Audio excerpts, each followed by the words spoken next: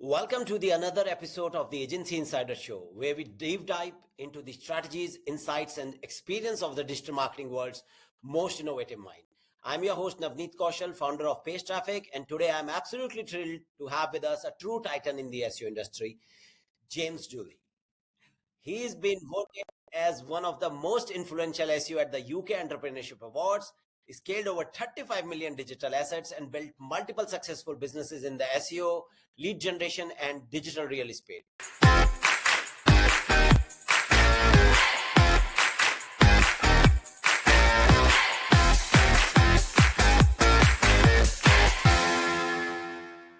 James, welcome to the show today, and how are you? Yeah, it's a pleasure to have you. So, yeah, I'm looking forward to it. Now, before we dive deep into the depth of SEO wisdoms, I always like to start with a question that helps our audience connect with our guest on a more personal level.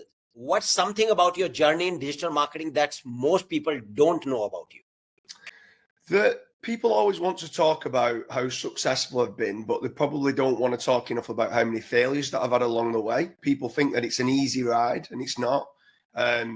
Growth is never linear. It's always a roller coaster of ups and downs. So the best, most successful people are ones who can ride the waves the most or pick themselves back up when they get knocked down. So generally speaking, in my opinion, from speaking to a lot of different entrepreneurs in the world, the most successful ones are the ones who can bounce back, and you need to get that bounce back ability from failures. And it's actually good to embrace failure because it means you're pushing those boundaries. Okay.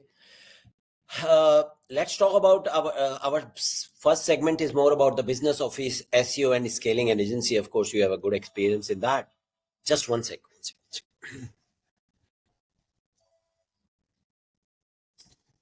Oh, sorry, I'll edit it later.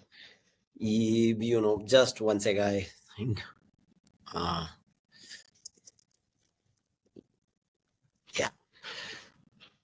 Yeah, so I'll repeat.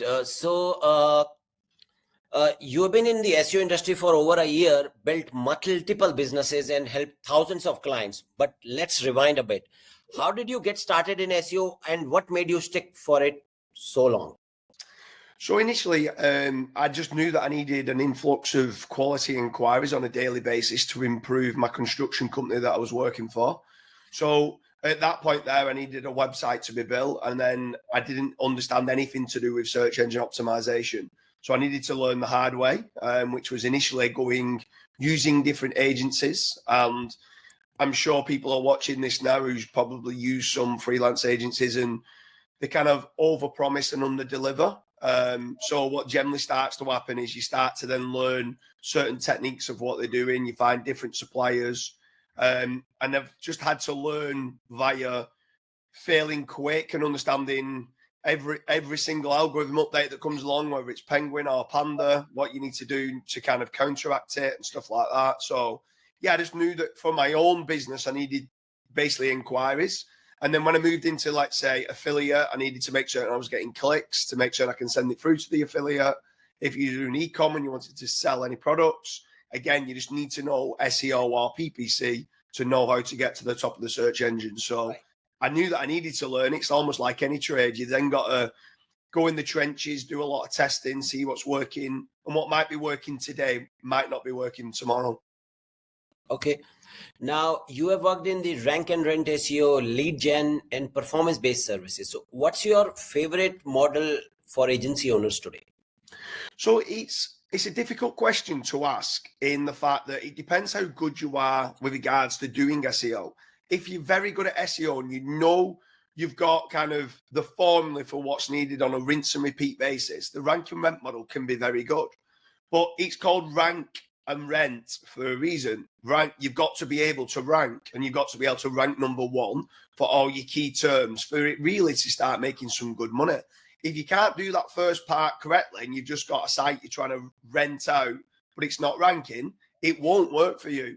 So for anyone who's starting, who isn't confident enough in knowing exactly how to rank, maybe working within an SEO agency and learning on the job with other clients is the best way to go.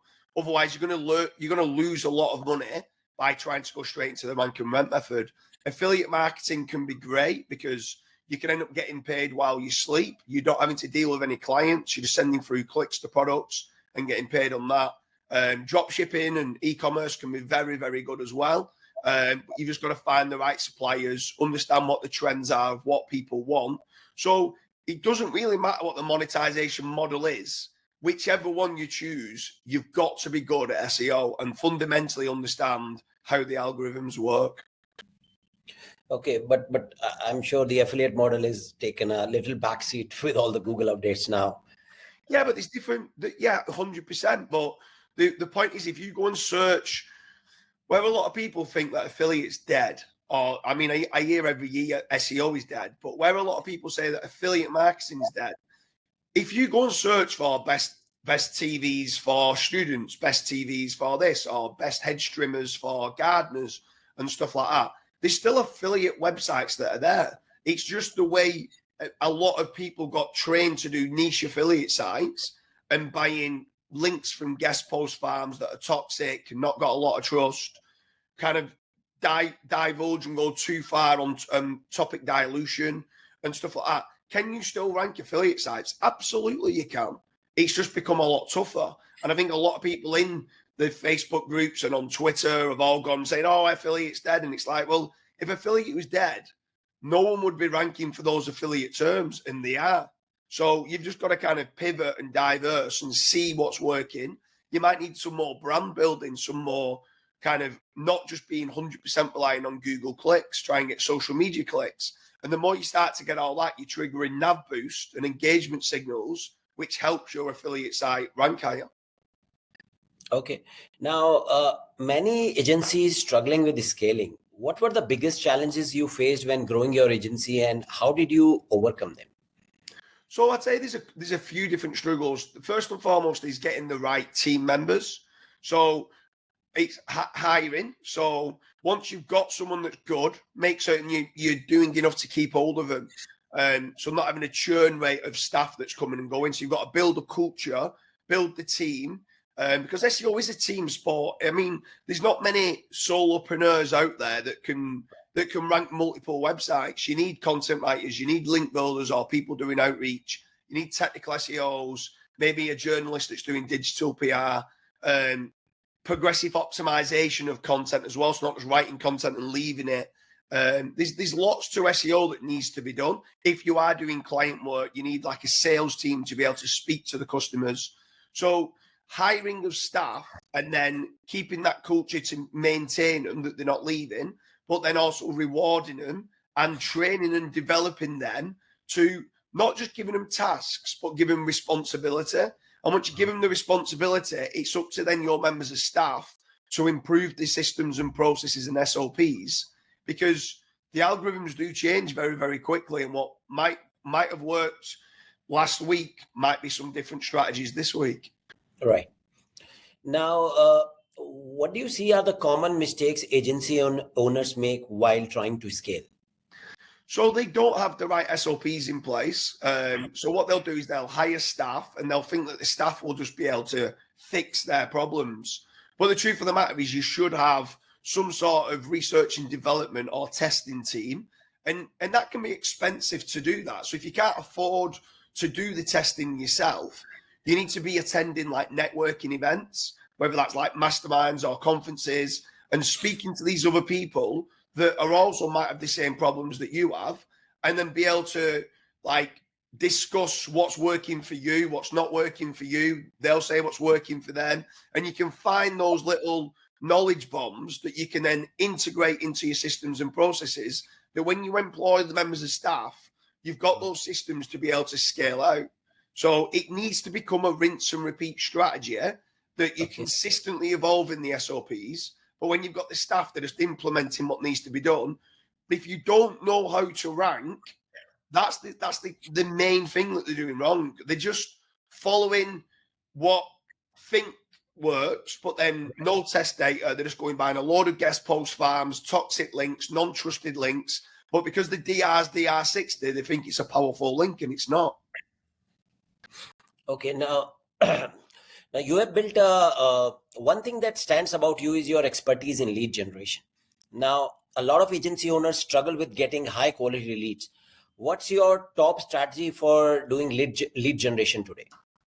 So the main strategy is keyword research or industry research in general. So it's about trying to find those long tail keywords that might only get 10, 20, 30, 50 monthly searches, but you know the conversion rate on those could be 30 or 40% if you got those clicks. So many people chase search volume that's like 5,000, 10,000 searches. But the truth of the matter is there might be no buying intent behind those keywords. So it's trying to speak to the customers, seeing where they make the most money, and then trying to find the long tail keywords that can get that conversion rate. Don't go chasing impressions and clicks.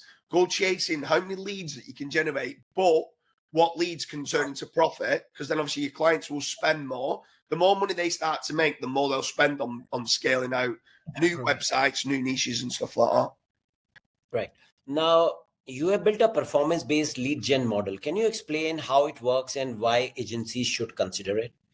Yeah, so performance-based lead generation is the industry, in my opinion, is full of cowboys. And I mean it in the nicest possible way, but they don't think about the client first. So I'm a customer focused. I want my customers to get a guaranteed return on investment. So what we've done is we've ended up completely changing the model to being a performance-based lead generation strategy, where if the customer is accepted and it's up to us to accept the client, if we accept them, they will only pay on jobs that they convert. So they don't pay anything for SEO, they don't pay anything for PPC or Facebook ads or Twitter ads or YouTube ads. They don't pay anything for us optimizing the website, for doing link building. They don't even pay anything for the leads that we're generating. They only pay on conversion, which guarantees them a return on investment. It builds that relationship up really, really quickly. They're very open then to let them know where they're making the most money.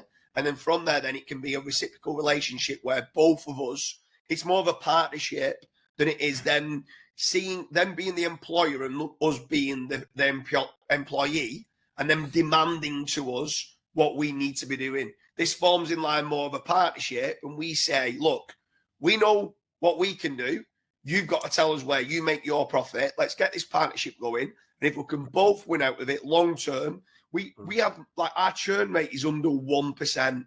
Now, you speak to any SEO agency or lead generation agency, and I reckon within 12 months, their churn rate will probably be 40 to 60%, something like that, where we're under 1%, because why would they leave us? There's no reason to leave us. And the hardest thing you can do in business is get those new clients. So if you can keep them, then it allows us to grow. We might only need one new client a month, and we could see exponential growth by one new a month, because we know they're not going to leave us. I mean, we generate several a day, but I'm saying we could, where a lot of others need to be winning 2-3 new clients a week because they're losing clients as well. And sometimes what's more important is looking at how can you keep the clients as opposed to always chasing new.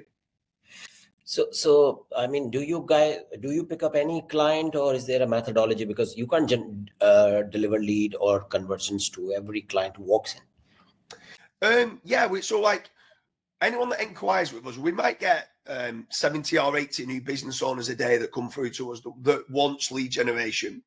And then from there, then we've got a very stringent vetting process. So have they got a professional email? So if they've gone and got bigbadjames@gmail.com, I'm like, that's not a professional email. If they're a landscaping company, I want something like james@commerciallandscaping.co.uk, because it looks professional. We'll be checking even things like their quote template. Does their quote template look professional? Would I order from that company? So if I wouldn't order from that company, there's a good chance that all the leads, the customers that we generate for leads for, that they wouldn't order. So we've got to understand what's their brand look like online. If you went to search for James's Commercial Landscaping, if I've got loads of 1-star reviews, that's going to affect the conversion of our leads. So we want to make certain that everything from what they're doing at present is good. Sometimes they might have no reviews, and it just might be they're not very good at SEO or brand building. But we might think, do you know what? These are a great company, and we might work with them, and then we might help them grow their brand as well, because it's going to improve their conversion rate. But generally speaking, we we decline more than we accept because we want to make certain that the customers we work with can convert the leads that we're generating. Right. Now, white label SEO is a huge opportunity for agencies. What's your advice on pitching white label SEO services to other agencies? Yeah, I mean, if you can do it at a rate where that agency can use you as being a white label, then obviously, yes, it's a great model to do because these SEO agencies might have hundreds of clients, but they just need someone to do the fulfillment.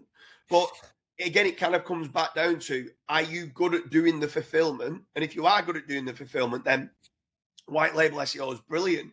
The only issue, like if you was in a Western country like the UK or the US, it's very difficult to do white label because staff is expensive. But if you was in India or Bangladesh or the Philippines or Venezuela or South Africa, then white label SEO is great because what you can do is charge maybe 15 cents to create a citation, and the white label, like the Western company that's selling it, might be able to sell it for $1 each, and there's a good margin there. So both parties can win. It's just seeing whether white label SEO agencies have got small profit margins, but it's more volume of work. Right. It's a volume business, right? Yeah, exactly. Yeah. Now, how do you convince agencies that outsourcing SEO is actually a smart business move? Is it just giving them an example like $1 to a 15 cent, or are there other ways as well?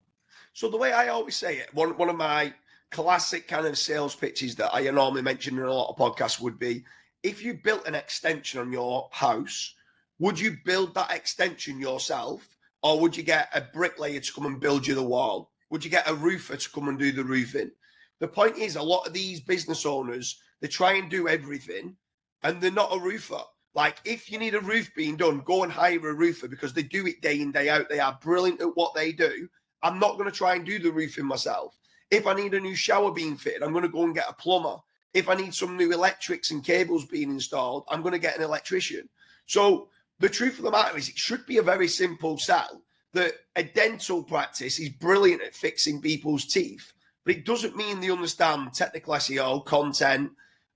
Within content, you've got like entities, semantic triples, you've got causal clauses, you've got so many things within semantic SEO that they don't know all of that. So don't try and be someone that you're not. Get more inquiries for fixing people's teeth or teeth whitening or whatever it is that you do, but go and hire an SEO agency to be able to do what they're good at, which is optimizing your website for search engines. So it should be a no-brainer. It should be a very simple sell to a business owner to say, look, why would you want to do it yourself? You're going to spend time, you're going to spend money, and you're probably not going to do it correctly. Right. Now, if you had to start an SEO agency from scratch today, how would you go about landing your first 10 clients? So I wouldn't do this, but the classic case of I'd go knocking on a lot of people's doors, right? So what I mean by that is I would want to turn around. I would sit down, and if my sales team can't do this, there's no point in having them, right? It should be very easy, especially nowadays with AI, to go and outreach to 300 people on LinkedIn, to go and do 100 tweets, to go into Facebook groups like the SEO group or many other groups, and just basically tell someone, does anyone want a free technical audit? Does anyone want a free backlink audit? Right? And what you can do is you can go and offer for a free technical audit. It'll take you 5 minutes on Screaming Frog to go and get some 404 and 301 errors, send it through to that business owner. They're happy that you've just done it completely for free. And then they might say, can you help fix these problems? And then next minute you just won on a client. And then from there you can upsell. Oh, by the way, your content's not very good. Oh, very well, your internal linking's not great. Oh, by the way, let's do a server log analysis and what part of the site's not being crawled. You're lacking in backlinks to this part of the site. So it's hard to go and win your first few clients, but you've just got the classic saying is you can't win a raffle if you don't buy a raffle ticket. You've got to go and buy as many raffle tickets as you can. The more raffle tickets you have, the more chance you have of winning the raffle. So if you're going out reaching to 50 people a day, why not do 100? Why not do 150? Why not do 200? The more people you reach out to, the more doors you open. if you win a client, they might refer you to another client, and word of mouth then might start growing. But people are just not willing to put the hard work in, and they think it's easy, and it's not. You just got to go out and do the hard work. Now, and now for agencies looking to, this was for agencies who are just starting out. Now for agencies who are looking to scale their client acquisition, say from now 10 clients to 50, what advice would you give, or will it be a same advice? No, so I mean, once you've started to get the clients in, after that, a lot of it then starts to come down to case studies and testimonials. You've got to shout and scream about what you do and how great that you are, because you know what? Nobody else will, right? So you've got to show how brilliant that you are. Any awards that you've won, you want to shout and scream about. Any case studies where you've done a good job, you want to shout and scream about. If you've got, even better, if you've got a case study that's working well and you can get the client to leave you a testimonial, then great. And then bit by bit, the more great work what you do, the more awards you'll win, the more events you can attend because you're earning more money. As you're earning more money, you can jump on podcasts like this, which might open it up to a wider audience. You just got to be omni-channel, omnipresent, shout and scream about your results of what you're doing. Have a great offer. So have a hook that's a great offer to get somebody in, and then be able to do those upsells. Okay. Local businesses versus national businesses, what would you prefer for an agency to go after first? I'd say go after everything. If you're good at SEO, you can rank in local. Local's easier to rank for, but lower search volume. But if you are good at ranking, then why not go after the national clients as well? If you're not good, then start in local. Just go after the easy to rank for keywords like, let's say you was in the plumbing market, let's say plumbing in Manchester, right? Or plumbing in a local area. But then in time, you might go after just like UK plumbers and go after all the areas in the UK. Go after the longer tail keywords if you're not great to start with, because they're easier to rank for. It's like CC Carter talked about, like the avalanche approach or working through your traffic tiers. So start with easy to rank for keywords and then build yourself up and keep building it up and stuff like that. But there's no reason if you're good why you can't get both local or national. Okay. And one big question agency owners face is whether to build an in-house team or outsource via, let's say, for example, White Label SEO. How should an agency owner decide between the two? So it depends on how good they are at recruiting, building that culture, and maintaining the staff. There's an argument for both. So I don't think there's a one size fits all saying freelancers are better than in-house or in-house are better than freelancers. I know a lot of people that have just got freelancers and got only like a few members of staff and they're doing $1 million a month in profit. But I also know people that have got large teams and they can do all the quality control and everything else. They're not reliant on any freelancers who can let them down. And they're also doing $1 million a month. So you can, either way, you can have it that both can win. It's just what suits your lifestyle better and your business model better. For me, we use both. So like, I want my A players to be in-house. I want to train them up with everything that they need to know. And then I want each A player to have 10 virtual assistants, like freelancers that's working underneath them. So if I've got like 14 in-house staff and each of them have got 10 VAs, that's 140 staff. Right. That's more than enough to rank for nearly any industry there is in the world, as long as you're good at what you do. And then from there, then on top of that, you can be using freelance, digital PR agencies, link building agencies, technical SEO agencies. Right. You can do stuff like, you mentioned Alex Drew before, so you can use age domains to kickstart your websites to be a lot faster. There's so many different things of what you can do to give yourself a head start, or just know what a good link and a bad link looks like, know what good quality content looks like, and just make certain that you're ticking all the boxes and doing it correctly so you're getting long-term rankings. Right. Now, your rank and rent model has become somewhat legendary in SEO circles. For those unfamiliar, could you explain this model and how you developed it?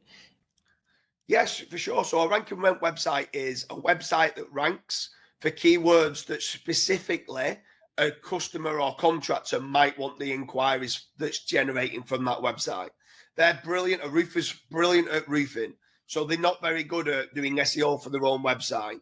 In my opinion, the reason why we went down the rank and rent model was because I don't like client SEO. And the reason why I don't like client SEO is because if I'm working on their website and they like the design of it, but I don't think the design's good for conversion rate optimization, I've now got to argue with the business owner about why I'm going to change the site, how I'm going to change the site, come up with a big design, where realistically, I don't want to be a designer. What I want to do is I want to split test what buttons work the best, what color buttons work the best, what text around the buttons work the best. And I don't want to keep having to get that signed off by the client.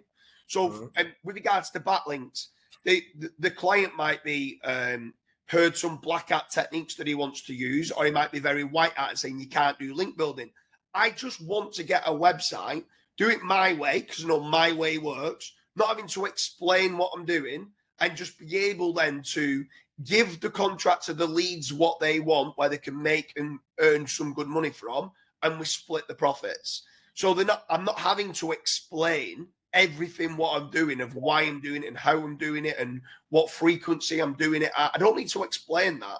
A business owner cares about one thing, and that's return on investment. And that's what I'm going to talk to him about. The rest of it, he doesn't need to know about. Okay. And what challenges did you face when scaling it to over, I think, 600 website, right? Yeah, so obviously there's lots and lots of challenges of doing it. So it's hard to get real addresses for a lot of the sites. And having an address and a telephone number and stuff like that, big trust signals, especially in local SEO. So we form partnerships with these companies that are real, genuine businesses that we then might be able to use their addresses, their telephone numbers and stuff like that. So they've always been challenges. Making these websites look real and legit, making certain that we're initially being able to speak to the client saying, can we use some of your testimonials and case studies? Because if I go and set like an exact match domain up for commerciallandscaping.co.uk, but all of the testimonials are for James's commercial landscaping, I might not be able to use them on this website because it might be like for another brand, for another website. So there's lots of pitfalls, there's lots of like issues along the way of what you need to try to do, but it's building up the brand, building up the trust, building up the power that people can trust that site to want to inquire, to say, yes, this is what I want, and they're going to inquire with that company. When you've not got a legitimate business or brand behind it, the conversion rate drops. Even if you're ranking high, if they don't think that you look trustworthy, they're not going to inquire with your brand. So it's trying to get all the trust signals in place that a potential customer and people who's clicking onto your site will convert. Right. Now, I've noticed that you transitioned from being primarily an SEO practitioner to become a mentor, speaker, and an investor. Now, what drove this evolution in your career, and how has your perspective on the industry changed? Yeah, so I mean, what starts to happen when you start speaking to quite a lot of successful entrepreneurs, they start to want to give back to the community that's helped them throughout their journey. A lot of them become philanthropists where they want to give back, do charity work or do certain things. I'm at a point now in my life where I don't need to work another day in my life, and I can have whatever's the most expensive meal on the menu for breakfast, dinner and lunch, and so can my kids for the rest of their life. But that doesn't motivate me. What motivates me is success, growth, innovation. Every day is a school day, wanting to take things on to the next level. So not only is it about how well that I do, I want to make certain that my business partners are all looked after and that they can learn. And I want to make certain that my staff and my employees, that they might set up their own brands in 5 years' time, 10 years' time, and they might flop the nest and do their own things. And I want them to do brilliantly. And now I want to give back to people that have helped me, but I also want to give back to suppliers that have helped me. If they've got any customers that need help, I'm here to try and help as many other people as I can for them to do well. Sometimes, like, there's certain people in life that when it's Christmas Day, they might prefer to receive a gift and open it up and be like, oh, what's in there? But I prefer giving gifts. I prefer giving it and seeing, let's say, my son and my daughter open up the gift and them being really happy. I prefer giving than receiving. So that's might just be, I'm not certain if everyone's like that, but that's the way I'm like. And I get more of a kick out of giving. And I think at times, yes, I can build out a load more sites. Yes, I can earn a lot more money. But at times, I want to help others that they don't go through as many failures as what I did along the way. For the first 7 or 8 years, it was tough, very, very tough. I was in debt. I was struggling to get like things to work well. Like I didn't come from a background of money. I didn't have money from my mum and dad passed me down a load of money, and I was just able to make it work. Like I was doing it on my credit card. I was having to get it to work, and if it didn't work, I was reaching out to 200, 300 people every single day to try and find those long tails to try to earn some money, which allowed me to reinvest. So it's tough. It's hard. I want people to understand that. But a lot of people that want to grow need to understand they've got to roll up the sleeves and they've got to put that work in. And yes, it might mean that they've got to sacrifice a few things for a few years. They might want to have this big holiday, and they might say, instead of going on the big holiday, reinvest back into more websites. Instead of like having a nice fancy car, put it back into growing and building the business up more. And too many people want nice luxury things, and then they start moaning when someone is super successful, going, oh, I wish I was like them. Well, you talk the talk, but you're not willing to sacrifice what you need to sacrifice to get there. And the classic, like the rich dad, poor dad scenario, start getting yourself some assets, stop acquiring liabilities, stop acquiring nice fancy cars, having nice big like expensive clothes and stuff like that. Put it back in the business, grow it, and in 3, 4, 5 years' time, there's a classic Bill Gates saying, people massively overestimate what can be done in 1 year, but underestimate what can be done in 10 years. And in 10 years, if you had a 10-year plan, you can retire in. Anybody who puts in the hard work can retire in 10 years. If they are willing to put some certain sacrifices in, you still want to be a good parent. You still want to see your friends and your family and do nice things, but you need to sacrifice certain things to get there. And once you do it, like you'll see exponential growth. That is very true. I mean, I myself been in this business for almost 23 years, so I know I also don't come from a rich family, so we all are first generation entrepreneur, I would say that way, and we all have worked our asses off. So it's nice. People like yourself, like one of my biggest concerns at present is that I don't want to bring up my kids to be spoiled. Like I came from a rough upbringing where it's made me resilient, it's made me disciplined, it's made me turn up every single day. And do you know what? They're the best attributes that any human being can have, because then they start to make their own money and start to do their own things. I don't want to pass my kids down any fish. I want to teach them how to fish. And if they can learn it their own way, which is via resilience and hard work, that's the best thing. And like you said there, first generation wealth, it's so important not being passed down money. And that's one of my biggest concerns at present, is making certain that my kids are going to put that hard work in themselves. Right. I myself don't want my kids to be spoiled. I don't want them to know it's a comfortable life, because we know that's not how the world is going to be out there. You have to put your hours in, and trust me, I'm all on with it. What you are saying, I get it. Yeah. Right now, you mentioned in some previous interviews that maintaining trust and integrity is crucial in the SEO business. Now, could you share a situation where your integrity was tested, and how did you handle it? Yeah, for sure. So my vision statement in life is everything should be done with honest, trust, and integrity. So I know that any one of my clients, and I'm confident that any one of my clients cannot turn around saying that I've scammed them in any way, shape, or form. Right? I know that. So when I know that, I'm happy to be challenged on anything, right? So there's been times where I've had other SEOs or other lead generation companies saying, you cannot guarantee your company a return on investment. Yes, I can. And they go, no, you can't. That's impossible. I'm like, no, because they only pay when they win the job, when they do the job, and they've been paid for the job. They could win a job and not get paid from the client, and I don't get paid even though they won the job. So this is a very different business model. So when people start to say, I can't guarantee return on investment, I can't. The issue is there's a lot of people in the industry that tries to guarantee a return on investment for doing SEO. That cannot be guaranteed because algorithm updates can come along and who knows what profit that they're making. But my model, I can guarantee a return on investment. So I've been challenged a lot on that. You can't guarantee ROI. I'm like, I can, because I'm taking 100% of the risks. And because of that, I can guarantee my clients a return on investment. So there's always been times where people have tried to challenge me, which I absolutely love, by the way. I love being challenged. And I think everyone should not like get the back up and feel that someone's having a go at you. I want to be challenged every single day. I want to be a better version of myself today than what I was yesterday. So I'm all for it. It's just, yeah, I mean, honest, trust, and integrity. If you can go to bed at night knowing that you can sleep, that you've not scammed someone, life is so much of a better place. And just try to provide value for your clients. You are right.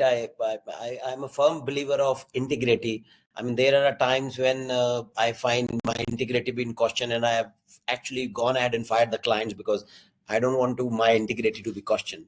At the end of the day, if I sleep, it should be like I can sleep that what you said. I have not scammed anybody in my life and I can have my heads up. Yeah, perfect. Yes. Now, let's move to the second segment of our show, which is the current state of SEO. You know how things are, and we're going to talk about a little bit about this. Now, SEO has evolved massively and there's always something new. From your experience, what are the biggest shift happening in SEO right now that agency owners need to be aware of? I'd say the biggest shift is user signals. Everyone obsesses over content and links, where what people need to start doing, instead of fighting against Google and being annoyed with how Google's doing their updates, they need to start looking at how can they make it as cheap as possible for Google to crawl and index your website. So technically, making certain that it's fast. Technically, making certain that you've not got lots of pages that gets no impressions. So people are obsessed with topical authority. And the truth of the matter is, 95% of people don't even understand what topical authority is. And what I mean by that is that they think that topical coverage is topical authority. And that's not the case. So by covering all different articles on a subject doesn't mean you've got topical authority. It means you've got topical coverage. But topical authority is topical coverage plus user signals. Now, if all these pages you're creating get no social signals, no backlinks, and have no impressions or clicks, that's actually detrimental to your website. You're going too wide. You've got to then try to start making certain that every article on your site is getting some form of historical data being built up. And if you're not, you're just wasting Google's crawl budget. So you've got to improve the content, improve the internal linking, improve the amount of external links coming through to the website, and then the user signals. Like, can you build up a Twitter following, an Instagram following, a Facebook following? Can you be sharing your new article that you've done on all those platforms? Can you be sharing the images on places like Flickr and Pinterest to get traffic back to your website? Can you be putting a video on YouTube and ranking that video, which might link back through to your website? So you've got to be trying to be omni-channel, omnipresent, have diversification of traffic and building a brand. And that's what a lot of affiliate sites didn't do. They just became obsessed with writing best TVs, best hedge trimmers, best lawnmowers, best gaming chairs with no brand presence. They had no branded searches. They had no social media presence. And do you know what? And a lot of people won't like me saying it. A lot of them deserve to get hit because all what they did was use AI content. And all what they did was go and put a top 10 list of the best gaming chairs. And guess what was number one? The one that paid the most commission. They had no research behind it. They just looked at it going, I'm going to put the number one result here. These pay 30% in affiliate commission, so I'm going to put them number one. And it might not have been the best gaming chair. And then number two was the second highest affiliate commission. And do you know what? It wasn't good for the users. And that's why people started to go to Reddit, because Reddit had different people's opinions and they could have arguments and stuff like that. And people preferred to have different people's opinions than one person that just wrote it using AI that didn't put really any thought process into it apart from what paid them the most money and wasn't what's best for the user. So you've got to think outside the box. You've got to be doing a lot more than what a lot of these other affiliates are doing. And maybe these affiliates just need to become more of an expert on a single topic. So making certain that they are like the lawnmower experts. Instead of doing all of gardening, just do just lawnmowers and just give like maybe you even if you can't afford it, go and rent that lawnmower and use it and get a video of them using it, showing them how you kind of your gauges of different depths, show them how you change the different gauges, show them how powerful the blade is and stuff like that. Give that extra value if you can. And if you're not willing to do it, somebody else is willing to do it. And therefore they deserve to outrank you. So you've just got to think bigger and actually start building brands and getting diversification of traffic. And I know that a lot of people won't like hearing that because they want to cut corners. They want to just build a website very quickly and build a load of guest posts to it. And that used to work. It now no longer works. So you've got to, if you want to stay in the game, you've got to shift and you've got to start improving the quality threshold of what everybody else is doing. Right. Also, now many SEO experts are debating the diminishing returns of traditional SEO tactics. Do you believe fundamental SEO principles are changing, or are we just seeing more sophistication in how they are applied? Just the quality for it. It's the same algorithm as what's out there. All that they've done is just ramped up quality control. So content needs to be better. If someone doesn't understand properly what a semantic triple is, right, they don't deserve to rank, because that's now how the knowledge graph is being used. Apart from in local, where it is still word-based, it is still placing words in certain places on the page. But generally speaking, you want to feed that knowledge graph. And the way you feed the knowledge graph of Google is via semantic triples. So it's getting the subject, the predicate, and the object, the subject, verb, and object in the correct sentence format, not having much fluff in there, getting the right entities being put on the page, but in the correct sentence format. It's about when you're showing up for queries, is your page matching the intent of the query and answering what they want? And if it is, then great. If it's not, then make certain that it is. Otherwise, you shouldn't be showing up for those queries, and you're going to start getting bounce or like what's called short clicks within NavBoost. And you need to try to be getting the longer clicks. The longer clicks, the more pages visited, the better dwell time, the less pogo sticking that's happening on your website, the more you're going to start ranking. NavBoost now has become probably the number one ranking factor. You want to be making certain that you're looking at everything related to your user signals, CTR, dwell time, pages visited. Like so many affiliate sites, they're clicking onto it within 10 seconds, they're clicking off. And they're not like the dwell time's not very good, and they're not ending the like the now Google's now realizing they're going here and going to there. Can I not just send them here directly? And a lot of the time they're now trying to send them directly there and missing out the affiliate part. Whether you like it or not, it's probably better for the user. So, like, are they making the algorithms better? A lot of times, yes, I actually believe that they are. A lot of SEOs don't think that way because they genuinely just want to earn more money via doing SEO techniques. Yes, attribution of clicks is a lot less, but they do the research. They know what needs to be done. If you don't like it, go and start ranking on Bing or on YouTube or on Reddit. Do you know what I mean? Like, you're playing on their playing field. You've got to do what they want, and you've got to abide by their rules and do what's winning in today's algorithm. And yes, it is very different to what used to work, in the fact that you need to understand trust on links, have low toxicity on links, and good quality content, and then understand that topical coverage isn't topical authority, and then trying to build up branding elsewhere if you can, building it up to get traffic diversity coming into your website. Now, you talked about dwell time and, of course, click rate. So what is your take on CTR manipulation? CTR manipulation works very well. So that's the short answer. The long answer is a lot of people do it and they try and cut corners and they use rotating proxies, which are spammed and blacklisted, and that doesn't work very well. So you've got to understand a lot of things to do with Selenium, WebRTC, headless browsers. So what tools are not being detected as being fake by Google?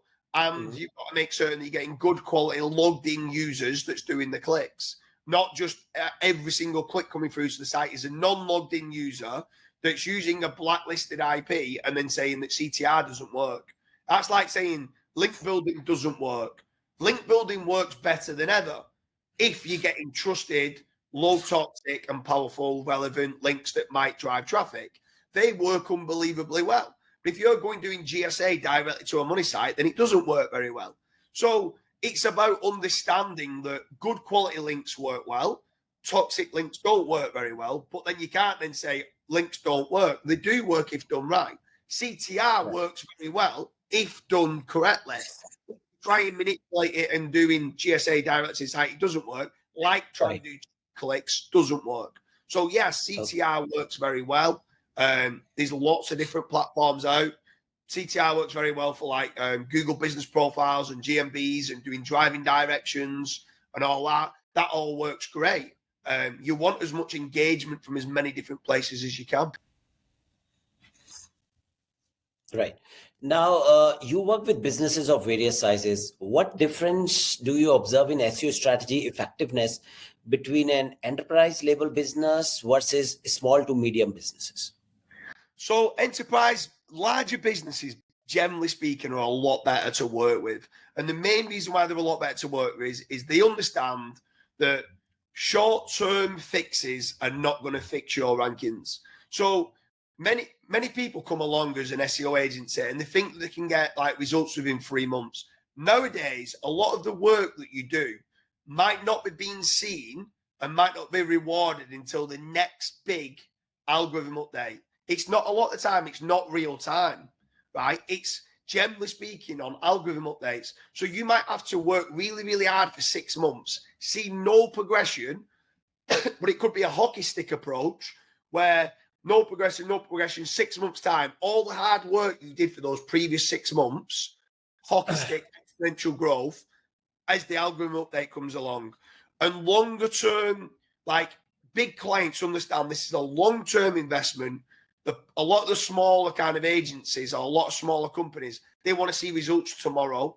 And it's so difficult to, unless you're doing black hat techniques, which can give you instant results, but not long-term results, they need to understand that SEO is a long-term investment that you need to be doing. It's not PPC where you can generate leads today.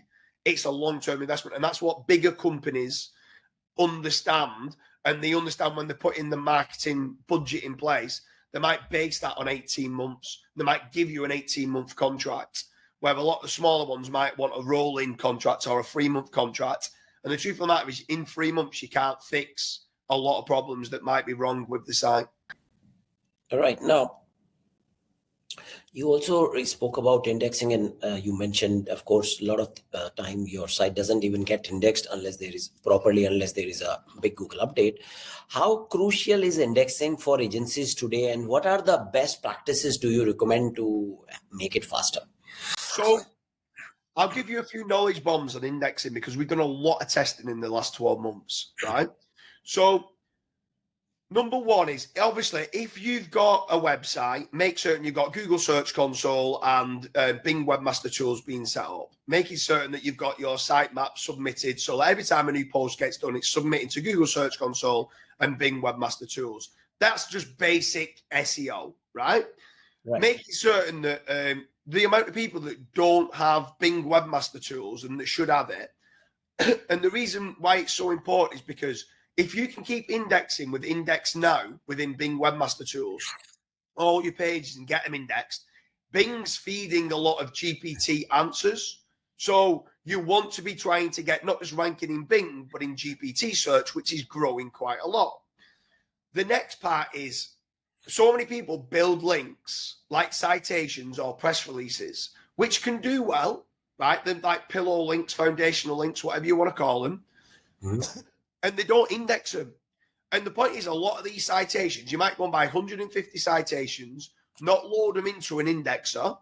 So last year, we invested in 3 different indexing tools: Giga Indexer, Indexceptional, and Backlink Indexing Tools, right?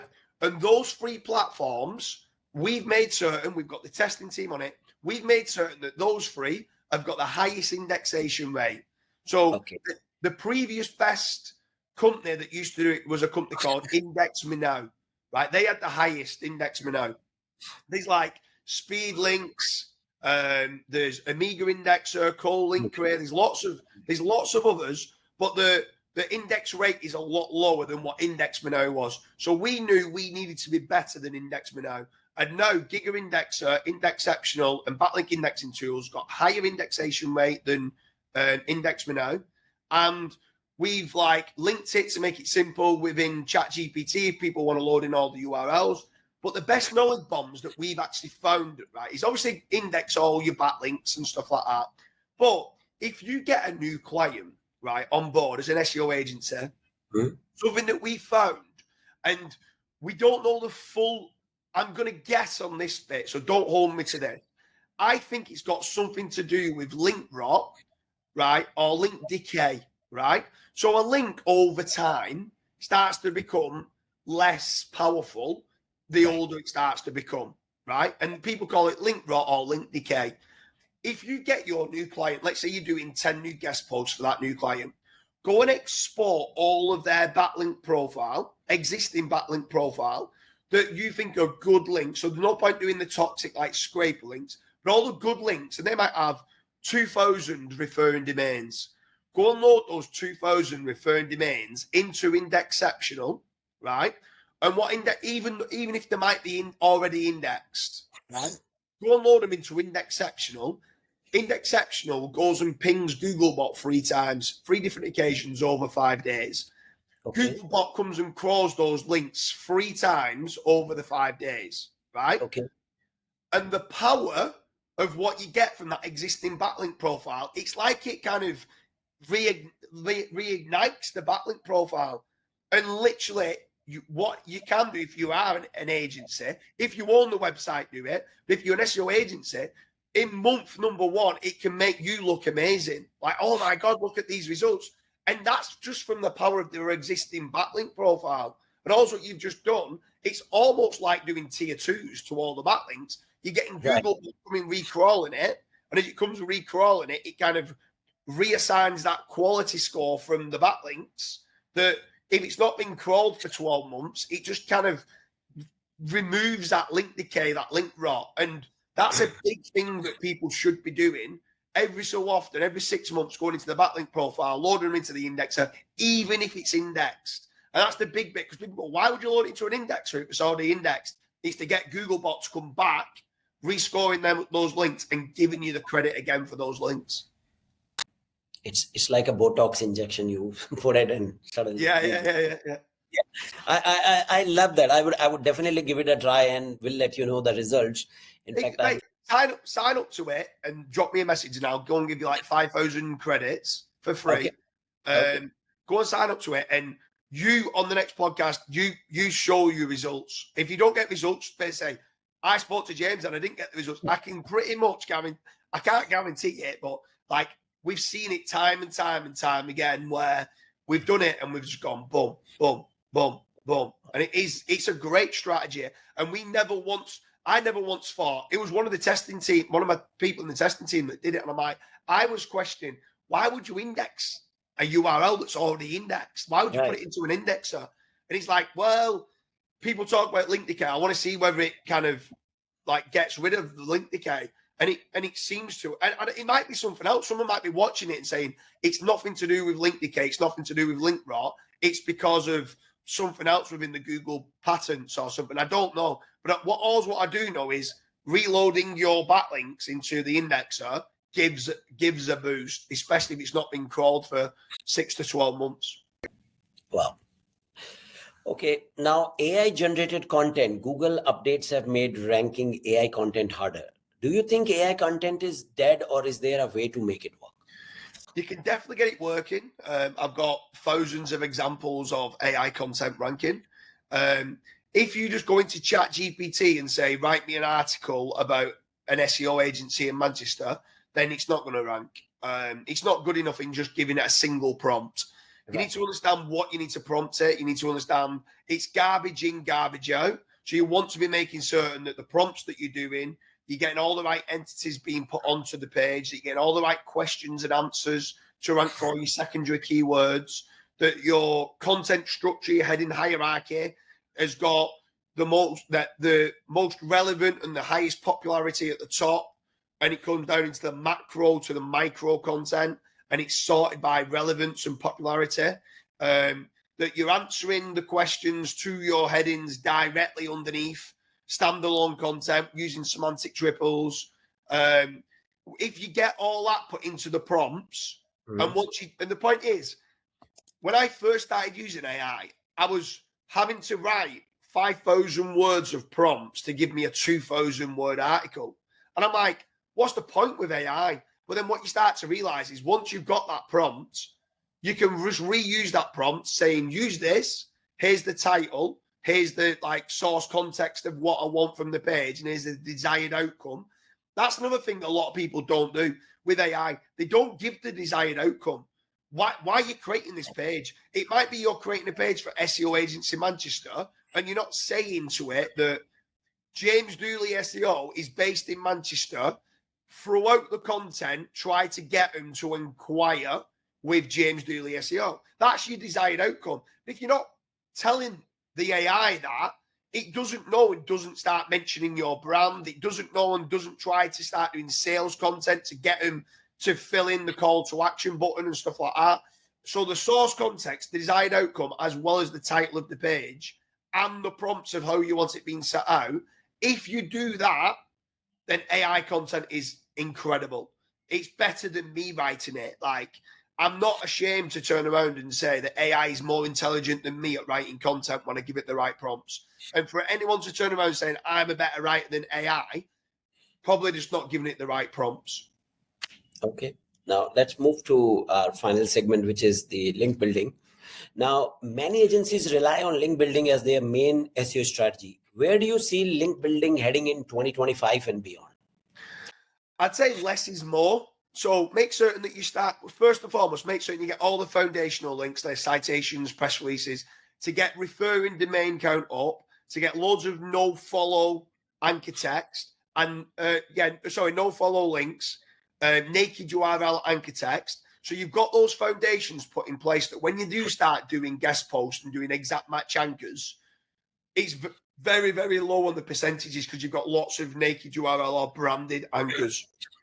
But then after that, I would prefer to have 3, I call them now power posts. So within Searcheroo, which is an agency that I invested into, I'd sooner have 3 power posts than 10 guest posts. And you go, well, okay, what's a power post? And also what a power post is a guest post on steroids. So it's a guest post that's written very well using the same prompts that I've just been talking about. So it's semantic content that ranks well, that's actually trying to rank for the keywords that you want your money site to rank for. Some people might want to call it parasite SEO, right? Because you're trying to rank your guest posts.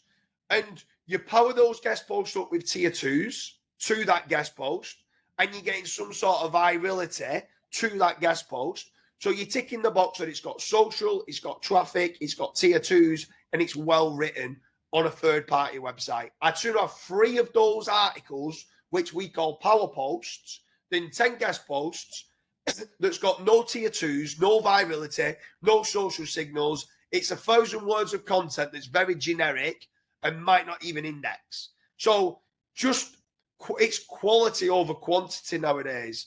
Try and raise the bar, and you might need to spend more for the power post than you do a guest post, but I think they've got 10 times more power and they're not 10 times the price. So people might need to start understanding there's still a lot of money in link building, or there's still a lot of gains to be buying links, but go with the higher quality ones, improve the content, maybe add internal links if you can. Some webmasters say they can. Some say it's £10 per internal link. Sometimes if you can do it on a powerful existing page and internal link it through to your new guest post, that can give you some great power. Then you might not need tier 2s. If you're not getting any internal link juice power, get a few tier 2s through to it to ignite and pass through all the page rank of what you want through to your designated website. So when you mention these 3 power posts, I understand, but when you mention those 10 guest posts, does those 10 guest posts need to link to these 3 power posts or to the money side? No. So I was saying I would prefer to have 3 power posts instead of 10 guest posts. Okay. So you don't need the 10 guest posts. But Okay. if you do, basically, all what I'm trying to say is if you go in with 10 guest posts, try and raise the bar of the content that goes on them guest posts. Try to make certain that they're getting some sort of virality, like sharing it on social media, maybe even running Twitter ads through to that guest post to get some virality that comes through to it. So if you went and ran Twitter ads from India, that's a lot cheaper than from the UK, but that virality and real logged in users kind of ignite that page and give it reason for Google to crawl all the page and pass the page rank distribution through to your website. I have an internal kind of thing where I believe a lot of guest posts have got 0 power until you give it reason to have power. And the 0 power, to give it the power, needs to be social signals, traffic, being loaded into an indexer, tier 2s, internal links, good quality content. Try and do all them things. And it doesn't cost you that much more. And by doing all them things, the quality is that little bit better, you get so much more than from your guest posting. Okay, that's actually a good advice. Now, there's a growing sentiment that traditional backlink metrics like domain authority might be less relevant now. So what metrics do you focus on when evaluating the quality of potential backlinks? So the holy grail of a backlink is to have a powerful, trusted, low toxicity, relevant, with traffic backlink. That is the holy grail of a backlink.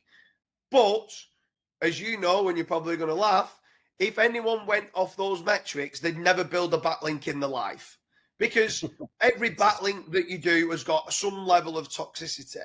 Every backlink that you do is never going to be a do follow DR90 link. It's never going to be a trust flow of 50 link. Like, it's just non-existent, right? So you need to understand the parameters, and you need to understand what type of links your competitors are buying. And all that you need to do is do enough to win. So there's a classic saying that I first heard from Kyle Roof, that you don't need to be faster than the bear. You just need to be faster than the people running away from the bear.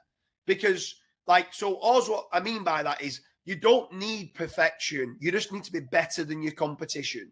You only need to rank number 1. And that doesn't need a perfect SEO strategy. It just needs a strategy that's good enough to beat your competition. So knowing that that's the holy grail, but not every link can do that. Right. There's times where can you get a powerful, relevant link, I'll get that tick. Can you get a high trust relevant link? I'd get that tick. Can you get a non-relevant, but it's loads of trust and loads of power? I want that tick. So not all the times can you get the one link to tick all the boxes, but if you can be getting links and they're passing something through, then great. Now, what you don't want to be doing is getting a non-powerful and high toxic link. Do you know what I mean? So you've just got to look at the boundaries and work out, is this link worth it? Is this link going to move the needle? And if you're not certain and it's going to cost you £100, don't get it. But if you're like, if there's one for £200, but you think, yeah, I think this definitely will, then get it. And at times, instead of buying lots of £50 and £100 links, you might just need 5 more expensive ones that you know are going to move the needle than lots of the cheaper ones that are guest post farms. The DR's been manipulated to a DR65, that they've got no traffic, that they're linked to porn websites, casino websites, CBD websites. You just know that there's spam. Yes. But people go, but it's a DR65 and it's £30. And so what? Like, I disavow that link. I don't want the link. Like, if you give it me for free, I do not want that link. I'm not bothered that it's a DR65. And that's the difference between understanding what a good link is and what isn't a good link. One thing more I would add is when we build a lot of links for our clients in agency. What kind of a backlinks that guest post site is actually ranking for? Sometimes it is ranking for all those shitty, meaningless keywords. Even they have all the ticks. It has high traffic, high DA, high DR, everything. But end of the day, if it is ranking for a non-relevant keyword, we don't go for that. Even whatever cheap or expensive, I've seen that doesn't work out. Yeah, I mean, so many of them now are starting like manipulating the DR and manipulate the traffic metrics by ranking for like error codes or telephone numbers, Yes, or product codes and stuff like that. And it's just, it's so obviously a spam site, and they're linking out to everyone. So it just comes part of a bad link neighborhood. Like you're being seen alongside loads of these porn sites or toxic websites. Yeah. And yeah, you're completely right there. You don't want to be getting those type of links. Now, for businesses with limited resources, what would you recommend link building approach that offers the best return on investment for them? So, do you know what I'd probably start to do? It depends on what niche that they're in. If they're in a competitive niche, you need money. So don't enter a competitive market if you've not got money. It's as simple as that. I don't want to sugarcoat it in any other way, saying, oh, you can rank in competitive. Like, you need authority alongside like building good quality content. But if you want to go after like a low to medium keyword competition, a lot of sites you can end up ranking by having good quality content and then just getting like your branded links. So getting like your Twitter, your Facebook, your Instagram, your YouTube, and then doing like Web 2s like your Tumblr, your Weebly, your Rebel Mouse, your Blogspot, and you go and get all your social fortress around your website, load them into the indexes. So like load them into Indexceptional or something like that. Go and maybe do some, at that point, you can do some cheaper type of links at tier 2, like GSA still actually works. So you can go and get some GSA at tier 2 to those profiles. Money Robot still works. SEO Neo, SEO Autopilot, all these cheap forms of backlinks can still work, but I just wouldn't direct them directly to my money site. So you could go and get some cheaper links pointing to your branded social fortress, which then is passing relevance through. And then on like medium.com, go and get some decent quality articles written on medium.com and power them up. And they will start ranking for long tail keywords. Like you could start ranking for link building agency in, and then an area, if that's what you're wanting to go after, or SEO agency or PPC agency or Facebook advertising agency in different areas, even just with medium.com posts, LinkedIn posts, these places still actually rank. And then obviously as it starts to rank, like we were saying at the start of the video, don't go buying an expensive car or expensive clothes, reinvest that money, get some good quality links. And as you start to get the good quality links direct to your site, you start ranking for more, you start earning more, build a second website, build a third website, and so on and so on. But start reinvesting that money and have that 3-year plan of being like consistent and disciplined to saying, I've got a 3-year plan that I'm going to build it out. Because I hear all the time, if you've not got money, if I've not got money, if I've not got money. Well, the majority of times, if you've not got money, go and get yourself a full-time job, go and work overtime, go and work weekends, go and earn that money, and then start building out your site so you do have money. Because it's like saying, oh, I want to be a plumber, but I don't want to buy a van and I don't want to buy my tools.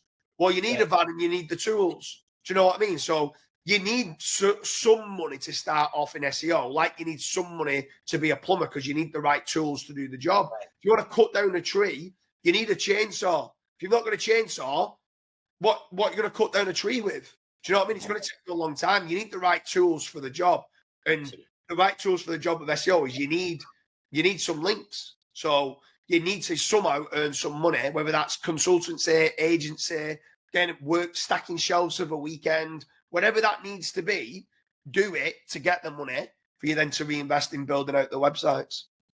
Okay. Yeah, we are just approaching, we are actually overcrossed the time, so I'm just going to run a few questions very fast. Now, for the future trend and advices, what emerging technologies or trend do you believe will have the biggest impact on SEO and digital marketing in the next couple of years? AI. Okay. Now, what advice would you give to agency owners who are trying to differentiate themselves in an increasingly competitive market? Be fucking awesome. Just do everything, like lift up your threshold of quality. Be good. Be great for the customer. Stop trying to cut corners. Try to over deliver and under promise.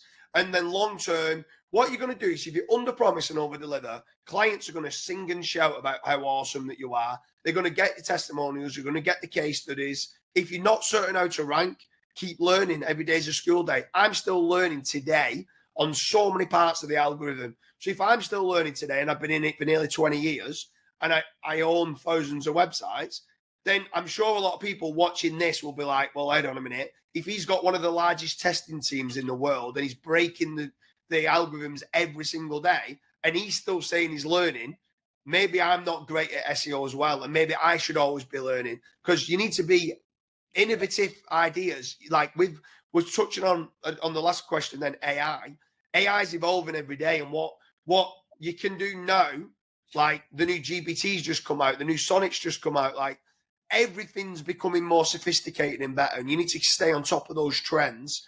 And like where I was talking about reaching out to 200 people a day, N8N, I don't know if you've ever heard of that, or make.com, both of them two platforms, you can create AI agents. You can start to write statuses in your tonality, so it looks like everything's you.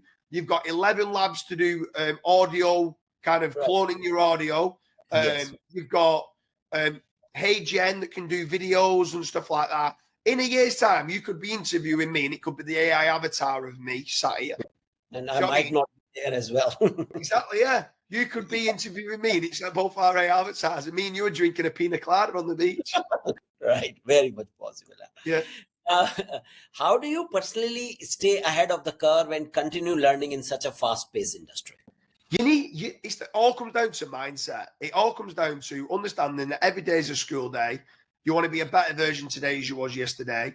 You want to be speaking to the right people that are doing amazing things, not being shy to reach out. If you see someone has done something great, reach out to them. Try and offer some value to them. Like, can I help you by doing this, this, and this? Or if someone posted a case study and you found a problem on the site of what they posted a case study on, reach out to that SEO agency. Oh, just making you aware, I've looked at this site and there's this, this, and this. And so you're not going direct to the client. You go to the SEO agency. They're very thankful. Or thank you very much for pointing that out. Just provide value. If someone's asking questions in Facebook groups, try to answer it if you know the answer to it. Getting your name out there. But just consistently wanting to learn and opening doors every day, speaking to new people, attending the networking, attending these conferences, and yeah, just being innovative in the way that you think. Okay, now we come to the last segment of our show, which is the rapid fire round. So short answers, whatever comes first in your mind. You ready? Yeah. Okay. What's the number one SEO mistake you see agencies making? Not doing disavows. Okay. One tool you can't live without for SEO? AI. Okay. Biggest myth about SEO in 2025? Biggest what, sorry? Myth.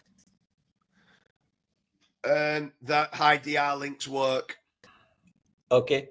If you had to rank one thing, content, link, or technical SEO, what matters the most?